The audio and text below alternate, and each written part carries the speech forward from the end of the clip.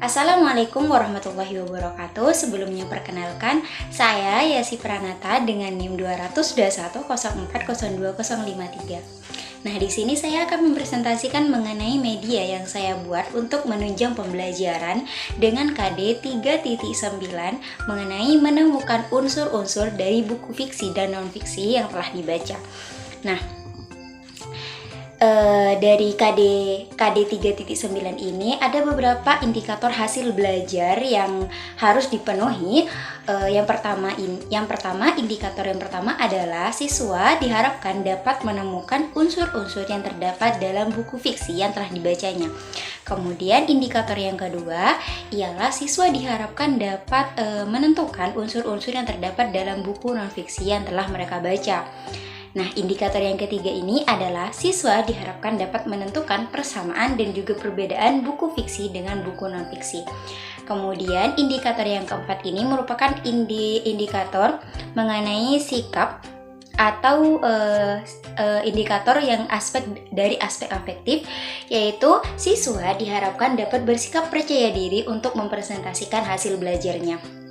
Nah, di sini untuk media yang pertama yang saya buat untuk menunjang pembelajaran pada KD 3.1 ini, saya menggunakan media mind mapping.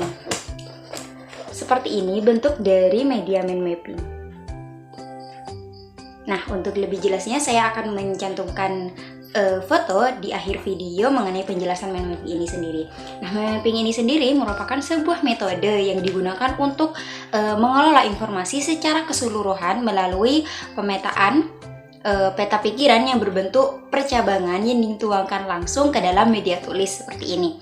Nah, manfaat dari metode pencatatan menggunakan mind mapping ini sendiri antara lain adalah untuk mempermudah proses pengingatan, mempercepat proses pencatatan karena hanya menggunakan kata kunci, dan juga memudahkan siswa mengingat suatu informasi utama karena tema utama terdefinisi dengan jelas. Nah, seperti ini. Nah, media mind mapping ini adalah media tulis yang di dalamnya terdapat materi-materi yang sudah dipelajari, dituangkan dengan jelas namun tetap terlihat sederhana begitu. Nah, hal ini dilakukan untuk dapat mencantumkan informasi utama di sini agar siswa dapat mengingat dengan lebih jelas mengenai materi pembelajaran yang telah mereka dapatkan. Kemudian selanjutnya adalah prosedur penggunaan media dalam kegiatan belajar mengajarnya. Nah, penggunaan mind mapping ini sendiri dalam kegiatan belajar mengajar, di mana siswa setelah mendapatkan penjelasan dari guru mengenai materi yang menemukan unsur-unsur yang terdapat dalam buku fiksi maupun buku non-fiksi, selanjutnya siswa diminta untuk menyusun atau membuat mind mapping seperti ini mengenai materi yang telah mereka dapatkan. Tentu saja masih dengan bimbingan guru.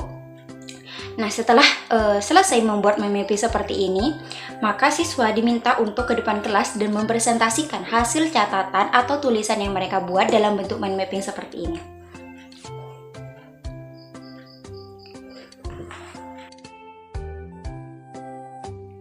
Nah, setelah membahas mengenai media pembelajaran mind mapping yang pertama tadi, nah selanjutnya di sini saya akan membahas mengenai media pembelajaran kedua yang saya buat untuk menunjang pembelajaran dengan KD 3.9 ini. Nah, di sini saya menggunakan kotak pertanyaan. Ini adalah media pembelajaran kedua yang saya gunakan. Bisa dilihat di sini bahwa media pembelajaran ini berbentuk kotak dengan lubang di atasnya sini. Nah, dan di dalamnya terdapat gulungan-gulungan, banyak gulungan yang di dalamnya ini berisi pertanyaan-pertanyaan. Nah, kotak pertanyaan ini sendiri merupakan permainan yang dikemas untuk melatih keaktifan siswa dan membuat suasana saat kegiatan pembelajaran itu tidak membosankan. Nah, kotak pertanyaan ini dipilih sebagai media pembelajaran pada materi ini dengan tujuan agar siswa dapat memahami materi dengan sempurna dan dapat menjawab pertanyaan yang telah diambil dalam kotak pertanyaan. Nah, kemudian prosedur penggunaan media dalam kegiatan belajar mengajarnya sendiri, penggunaan kotak pertanyaan ini digunakan setelah siswa menggunakan mind mappingnya untuk mempresentasikan hasil belajarnya di depan kelas. Nah, setelah mempresentasikan mind mappingnya, siswa diminta untuk ke depan dengan sukarela. Kemudian memilih satu pertanyaan yang terdapat di dalam kotak ini. Nah, setelah mendapatkan satu gulungan yang mereka rasa cocok dengan pilihan mereka, kemudian siswa memberikan gulungan ini kepada guru untuk dibacakan pertanyaannya. Seperti contoh, misal seorang siswa memilih satu gulungan kemudian diberikan kepada guru untuk kemudian dibacakan mengenai pertanyaan yang terdapat di dalamnya. Nah, selanjutnya siswa harus menjawab pertanyaan yang terdapat dalam gulungan yang mereka pilih. Nah, hal ini dilakukan untuk bertujuan untuk mengingat kembali materi-materi yang telah dipelajari sebelumnya dan juga memantapkan dan menguatkan ingatan siswa terkait pembelajaran yang telah mereka lewati di sebelum-sebelumnya.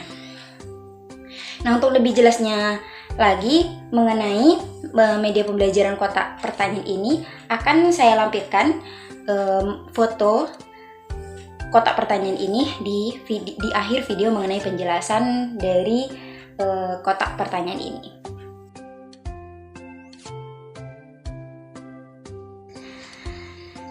Nah, setelah menguraikan atau mempresentasikan mengenai dua media pembelajaran, yaitu mind mapping dan juga kotak pertanyaan yang saya buat untuk menunjang pembelajaran KD 3.9 menemukan unsur-unsur dalam buku fiksi dan non-fiksi yang telah dibaca ini, saya mengucapkan terima kasih dan mohon maaf apabila banyak kesalahan kata yang saya ucapkan. Wassalamualaikum warahmatullahi wabarakatuh.